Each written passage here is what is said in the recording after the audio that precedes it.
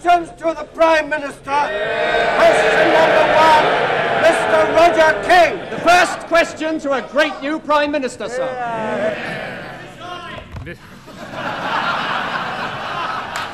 Sit down, please.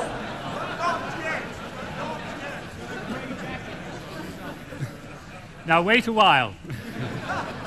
Mr. Speaker, this morning I presided at a meeting of the Cabinet and had meetings with ministerial colleagues and others. In addition to my duties in this House, I shall be having further meetings later today. This evening, I shall be attending a long-standing engagement in the constituency of my honourable friend for Altrincham and Sale. Mr. Roger King. Mr. Speaker, may I preface my question by offering on behalf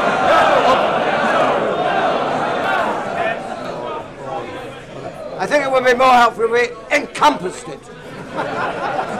Mr. Speaker, in congratulating my right honourable friend on his becoming Prime Minister, may I assure him of our total and united support of his and in every constituency in the country. Mr. Speaker, may I draw my right honourable friend's attention to the latest round of National Health Service cuts in the South Birmingham area. Cuts of 17% in the last 15 months on those awaiting an operation, making 26% in the last 5 years. Would my right honourable friend ensure that the National Health Service goes on making these kind of cuts? Mr. Speaker, that is certainly the intention of our reforms, of our management and of our financing of the National Health Service. I congratulate the South Birmingham Health Authority. It has, I know, made good use of the extra resources it had last year. I expect it to continue to do so in the future. Mr. Neil Kinnock.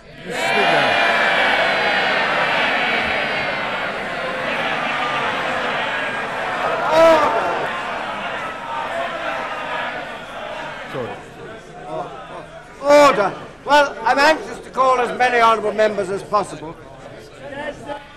Mr. Speaker, may I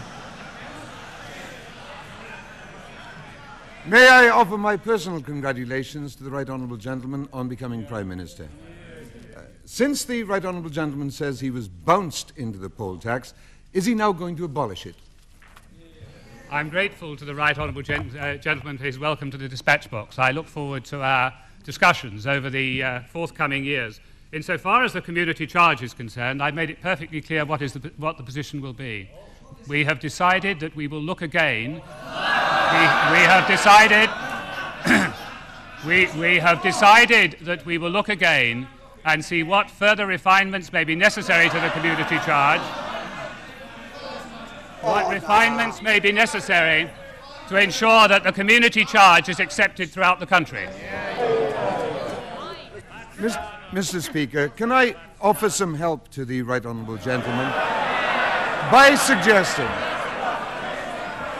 it's well intended, very well intended, by suggesting that he could save himself a great deal of time and trouble and the British people a great deal of money by accepting Labour Party policy and abolishing the poll tax now.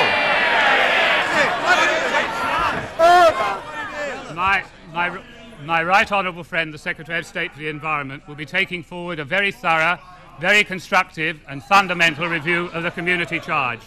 And in doing so, he will take account of the points made by my honourable friends, both north and south of the Scottish border, before we reach conclusions.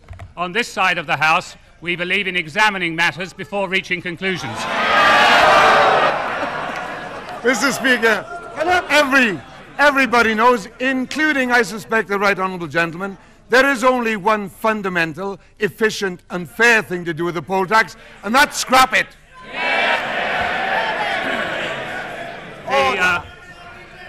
The Right Honourable Gentleman forgets the alternative that he himself has decided to move back to. Was it not the Right Honourable Gentleman who said himself in 1980, the most unjust of all taxes, local rates, which take most from those who afford least? Patrick Thompson. Number 2, sir. Number 2. I refer my honourable friend to the reply that I gave some moments ago. Mr. Patrick Thompson. Mr. Speaker, will my right honourable friend accept the very special congratulations and welcome which he will receive from East Anglian members of Parliament and their constituents, particularly as my right honourable friend is an East Anglian member of Parliament representing Huntingdon. And will my right honourable friend confirm that he will shortly be meeting President Bush to discuss the Gulf and other matters of common concern so as to continue the government's correct policy on these issues? I can certainly confirm that to my honourable friend. The date has not yet been fixed, but I certainly hope it will be this side of Christmas. Mr. Penny Ashton. Mr. Speaker, may I congratulate the right honourable gentleman on his appointment as Britain's Prime Minister. The whole nation will wish him success in the difficult task ahead. May I ask him this question? May I? Yes, for the sake of the nation, we do wish him success in the task ahead. Mr. Speaker, may I ask him this question? If in 2 weeks' time, at the Intergovernmental Conference, all 11 of our European partners say they can accept his hard ECU proposal on the provision that he will accept that could be used as a transition mechanism towards a single currency, perhaps by the end of the decade, will he agree? I'm grateful to the right honourable gentleman for his generous welcome, which I very much appreciate. I think in the Intergovernmental Conference there will be a wide range of matters to be discussed. I think we need to discuss those with very great care before we proceed. The government's position about the imposition of a single currency is quite clear. It is not acceptable. Mrs. Elizabeth Peacock. Does my right honourable friend agree that after the recent turmoil and his now uniting of the party, that his objective of a classless society in the future will be better served by his government, a Conservative government led by him, rather than the socialism offered by the party opposite?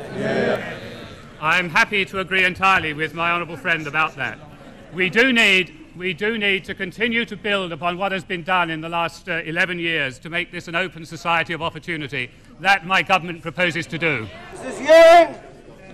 Mr. Speaker, given that the Prime Minister has, in his recent meteoric rise, shown great dignity and pride in his own humble origins, can he tell the House what priority he will now give to the problem of homelessness which he has inherited from his predecessor? And in particular, will he look at the issue of cardboard cities, the people who live in damp homes, and the people who have no hope of a roof over their heads?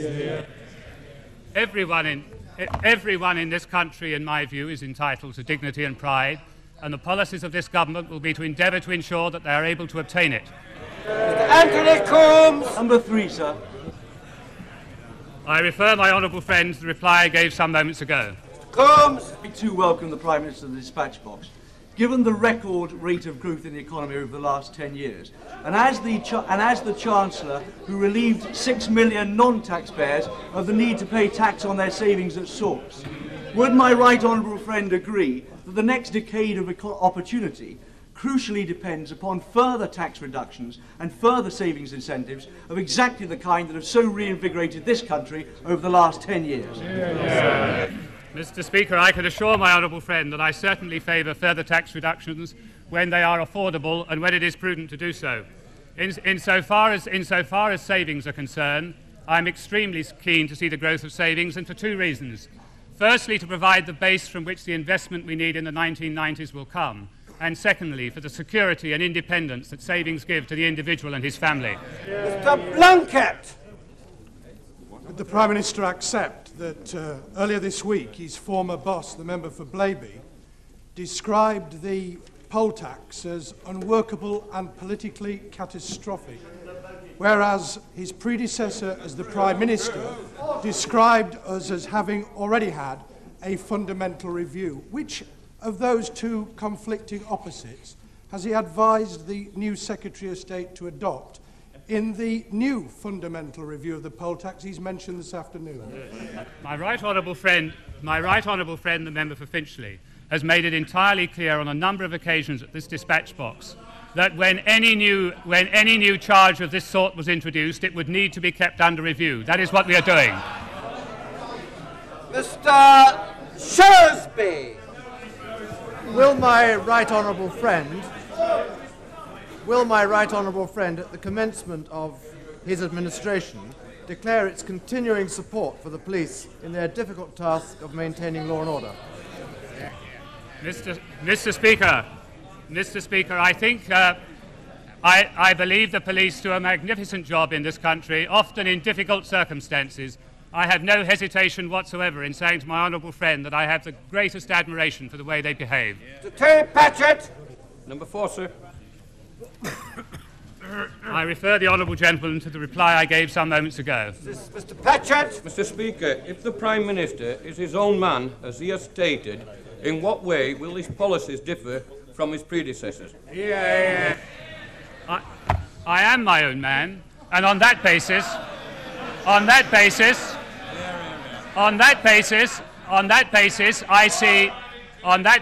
I see no need to beat my chest and tell the honourable gentleman, let him wait and see what we do. Maureen Hicks. Number 5, sir. I refer my honourable friend to the reply I made some moments ago. Ms. Hicks.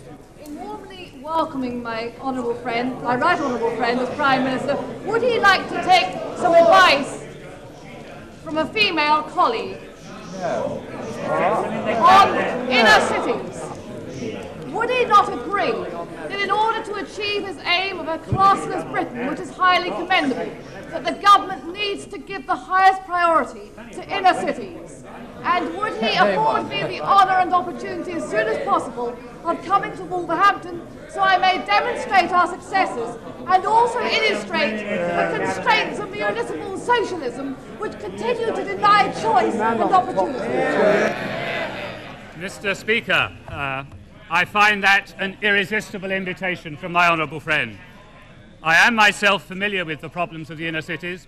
I regard them as a matter of very great importance, and I have no doubt my right honourable friend, the Secretary of State for the Environment, will bend his formidable energies to that problem. In the Prime Minister's desire for a classless society and for social mobility, can he tell the House why there's no woman in his cabinet? Or is the only woman in his cabinet the backseat driver? I